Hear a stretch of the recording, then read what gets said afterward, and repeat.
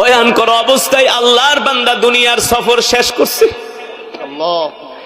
সে কোনোদিন ভাবে নাই, অথচ সে যখন মাহফিলে করার জন্য বাড়ি থেকে বের হয়ে আইছে, স্ত্রীকে বলে দিছে আমি রাত্রে আসতেছি, না রাত্রে আসতেছি, ঘরের দরজা খুলে দিও, তোমারে বয়ান শেষ করে আমি ফোন দিব। সন্তানদেরকে আদর করেছে, আব্বু থাকো, আগামীকাল সকালে মাদ্রাসায় নিয়ে যাব।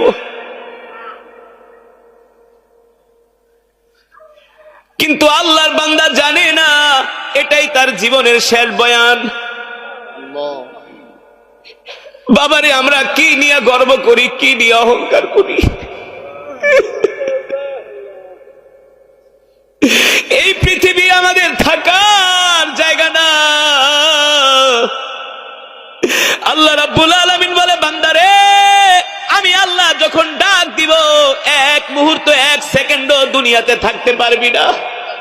ঠিক কিনা বলে? মালাকুল মউত আজরাইলকে আল্লাহ তাআলা পাঠাইছে আল্লাহর নবীর জান কবজ করার জন্য। আল্লাহ তাআলা বলে, আজরাইল যা যা, আমার হাবিব আমার বন্ধু মুহাম্মদ সাল্লাল্লাহু আলাইহি সাল্লামের জান কবজ করে নিয়ে আয়। কিন্তু সাবধান, তুমি কার জান কবজ করতে যাচ্ছ নি, তিনি কিন্তু আমার হাবিব, আমার বন্ধু, তিনি হলেন রহমাতুল লিল আলামিন। যাকে সৃষ্টি না করলে আমি আল্লাহ তামাম পৃথিবী কুল কায়নাত কিছুই সৃষ্টি করতাম না। তুমি তার জান কবজ করার জন্য যাচ্ছ।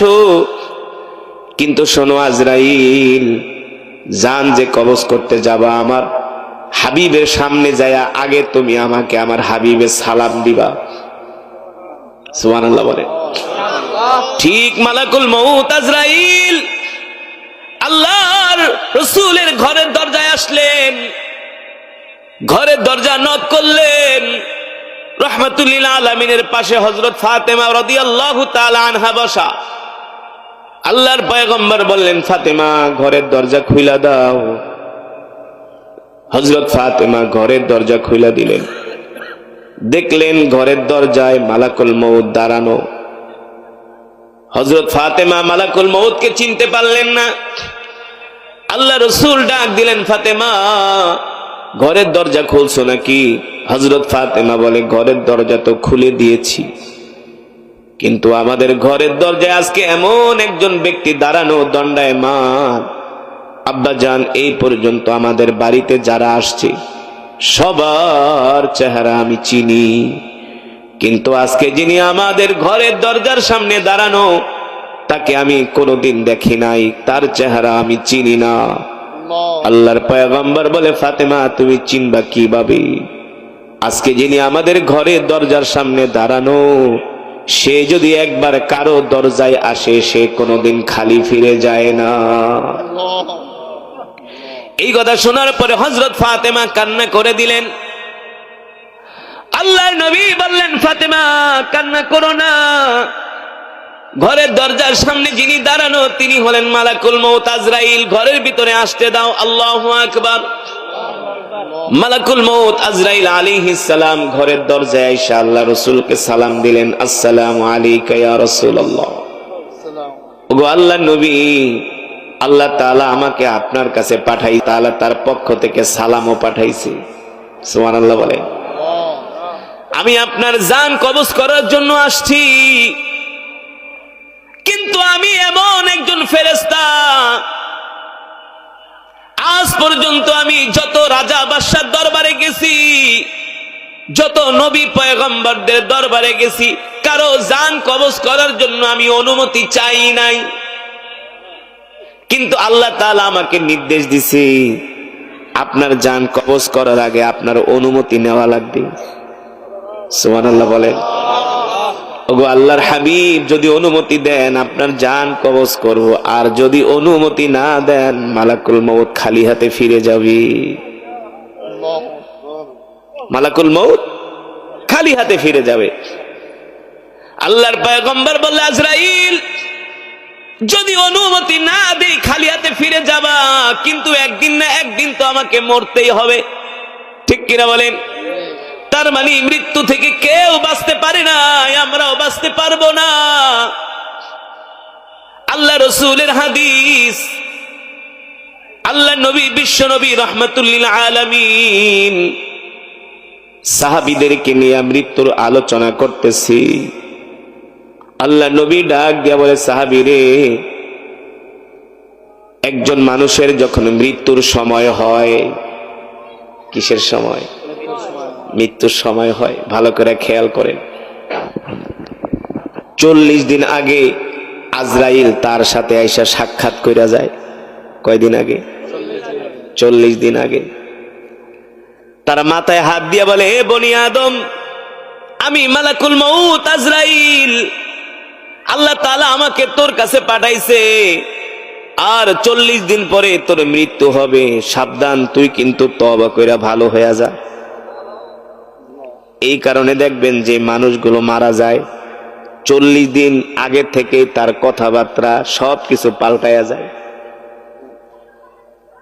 কথাবার্তার ভিতরে পরিবর্তন চলে আসে, খাবার দাবারের মধ্যে পরিবর্তন চলে আসে, আচার ব্যবহারের মাঝে পরিবর্তন চলে আসে, মন মরা হয়ে যায়। কি মরা হয়ে যায়? মন মরা হয়ে যায়, মনে আর শান্তি পায় না, অস্থির থাকে, অস্থির, কোনো কিছু তার ভালো লাগে না। কারণ এই দুনিয়া ছেড়ে তাকে চলে যেতে হবে।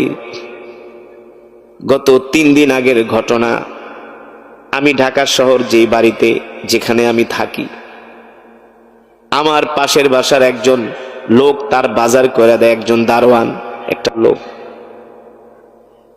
5 ওয়াক্ত নামাজ পড়ে আল্লাহর বান্দা।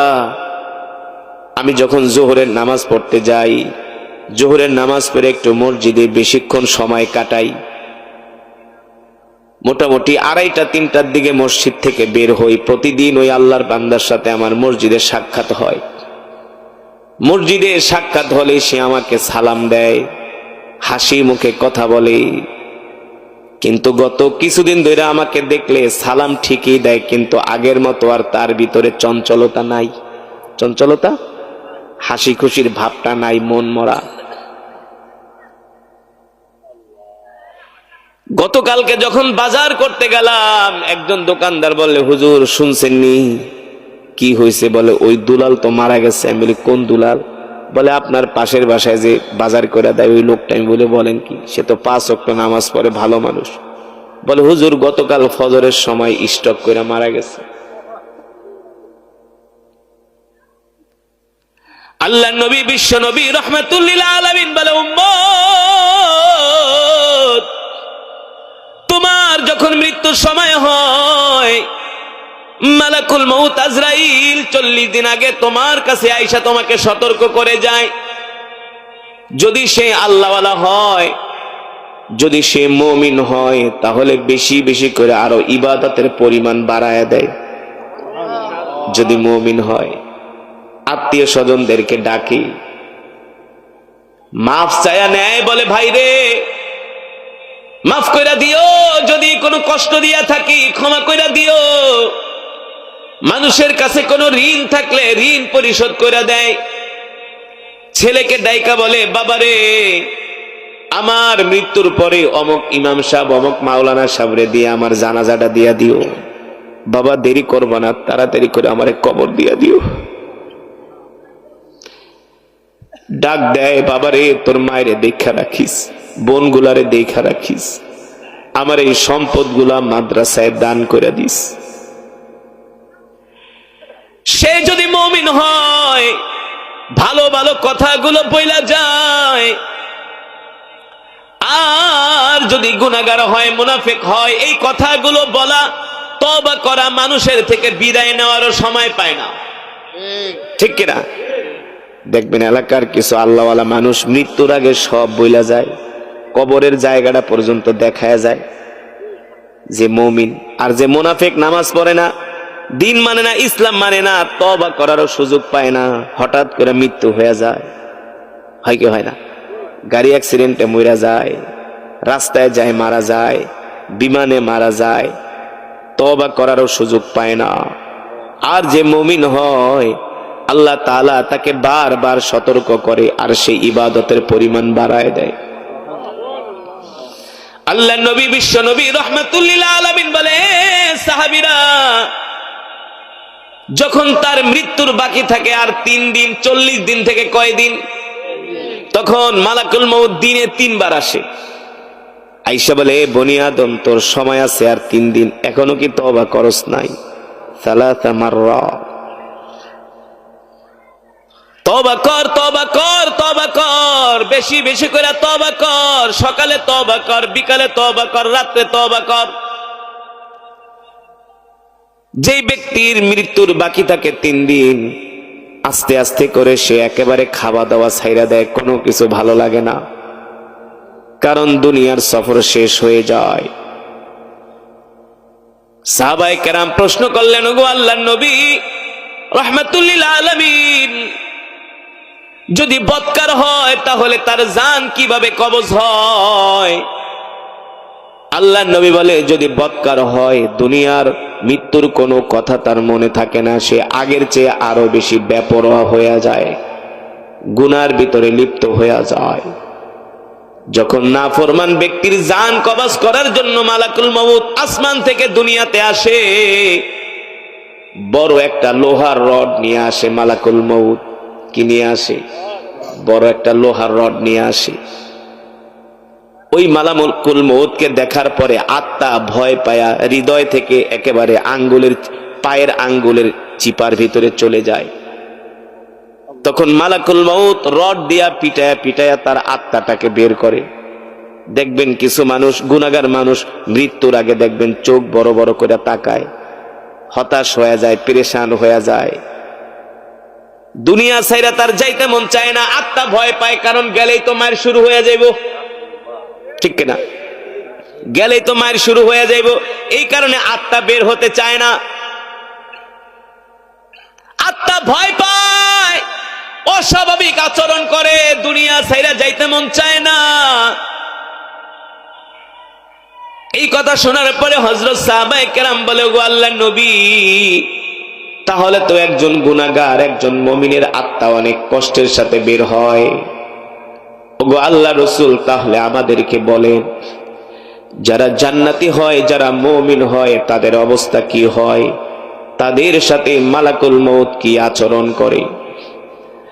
আল্লাহর হাবিব মুহাম্মদ সাল্লাল্লাহু আলাইহি সাল্লাম বলেন, কোন মুমিন ব্যক্তি যিনি আল্লাহকে ভালোবাসে, কোনদিন নামাজ ছেড়ে দেয় নাই, আল্লাহর হুকুম ছেড়ে দেয় নাই, আল্লাহ তাআলার সাথে কখনো নাফরমানি করে নাই, সকাল সন্ধ্যা আল্লাহ তাআলার জিকির করত, কোরআনের তেলাওয়াত করত, মানুষদেরকে ভালোবাসতো, মানুষও তাকে ভালোবাসতো। এই সমস্ত মুমিন ব্যক্তিদের যখন মৃত্যুর সময় হয়, আল্লাহ তাআলা মালাকুল মউত ফেরেশতা আজরাইলকে বলে, আজরাইল শোনো, আজকে তুমি যার জান কবজ করতে যাইবা, অমুক গ্রামের অমুক ঘরের আমার ওই বান্দার জান কবজ করবা। ওই বান্দাটা কিন্তু আমার ভালোবাসার বান্দা, ওই বান্দা কিন্তু আমার পেয়ারা বান্দা, ওই বান্দা আমার কোনদিন আমার হুকুম ছেড়ে দেয় নাই, ওই বান্দা আমার ভয়ে কোনো গুনাহ করে নাই, নাফরমানি করে নাই। এ আজরাইল, সাবধান সাবধান, আমি আল্লাহ তোমাকে নির্দেশ দিলাম, আমার বান্দার জান কবজ কইরা আনবা, খবরদার আমার বান্দা যাতে কোনো কষ্ট না পায়। সুবহানাল্লাহ বলেন। হাদিস শরীফে আসছে, আল্লাহ তাআলা নির্দেশ দেয়, এ আজরাইল, আমার অমুক মুমিন বান্দার জান কবজ করতে যাইবা, জান্নাত থেকে একটা সাদা রুমাল নিয়ে যাও। সুবহানাল্লাহ বলেন। কি নিয়ে যাও? জান্নাত থেকে একটা সাদা রুমাল নিয়ে যাও, আর জান্নাত থেকে একটা খুশবু নিয়ে যাও। কি নিয়া? জান্নাতি একটা খুশবু, আর জান্নাত থেকে একটা রুমাল নিয়ে যাও। মালাকুল মউত আজরাইল জান্নাত থেকে একটা সাদা রুমাল আর একটা খুশবু নিয়া আসমান থেকে দুনিয়াতে আসে, আর ওই মুমিন ব্যক্তি, মুমিন বান্দার মাথার কাছে আইসা বসে। সুবহানাল্লাহ বলেন। গুনাহগারের সামনে তো মালাকুল মউত ভয়ঙ্কর চেহারা নিয়ে যায়। ভয়ঙ্কর চেহারা দেখলে তো গুনাহগার নাফরমান ভয় পায়া যায়। নাফরমান বান্দা দুনিয়ার সব কিছু ভুলা যায়, পেরেশান হয়ে যায়। আর যিনি মুমিন বান্দা, আল্লাহর পেয়ারা বান্দা, তার সামনে মালাকুল মউত যখন আসে তখন সুন্দর একটা আকৃতিতে আসে, যাকে দেখলে ভয় লাগে না, দেখলে মায়া লাগে। কত সুন্দর চেহারার মানুষ। মালাকুল মউত আইসা তার মাথার কাছে বৈশা তাকে আদর করে আর বলে, শোনো শোনো, তুমি হলা আল্লাহর পেয়ারা বান্দা, আমি হলাম মালাকুল মউত আজরাইল, তোমার জান কবজ করতে আসছি। তুমি ভয় পাও না, ভয় পাও না। আমি আস্তে করে তোমার জানটা, তোমার রূহটা আমি নিয়ে নিব, তুমি টেরও পাবা না। সুবহানাল্লাহ বলে। ডাক্তারের কাছে যখন ইনজেকশন দিতে যান, যারা ভালো ডাক্তার তারা কি কয়, কি বলে, আমি আপনাকে ইনজেকশন দিব, কোনো ব্যথা পাইবেন না, ভয় পায়েন না, না বলে কি বলে না? আর এটা কোনো বিষয় না, পিঁপড়ার কামড়ের মতো একটু শুধু ব্যথা পাইবেন, এর বেশি না। আর কিছু ডাক্তার আছে কথা না কয়ে ঢুকায় দেয় ইনজেকশন। হ্যাঁ, ওই ব্যক্তির এই আচরণ করার কারণে আরো ভয় বেশি লাগে, লাগে কি লাগে না? ব্যথাও বেশি লাগে, ভয়ও। কিছু ভালো ডাক্তার আছে রোগীর সাথে ভালো আচরণ করে, ভয় পাবেন না, আপনি কি চিন্তা করেন, আমি আস্তে করে একটু সুইটা ঢোকামো, আপনি টেরও পাবেন না। সুন্দর করে গল্প করে আর আস্তে করে সুইটা ঢুকায় দেয়, ঠিক কিনা বলে? ঠিক। মালাকুল মউত আজরাইল আলাইহিস সালাম ওই জান্নাতি ব্যক্তির সাথে গল্প করে আর বলে, শোনো, তুমি কি মৃত্যুকে ভয় পাইতেছো?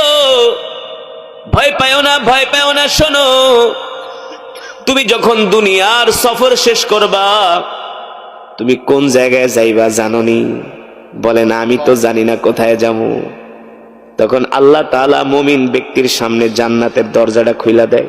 সুবহানাল্লাহ, জোরে বলেন সুবহানাল্লাহ। তখন তিনি তাকায়া তাকায়া জান্নাতের নেয়ামত গুলো দেখতে থাকে, জান্নাতের বাগান গুলো দেখতে থাকে। সুবহানাল্লাহ বলেন।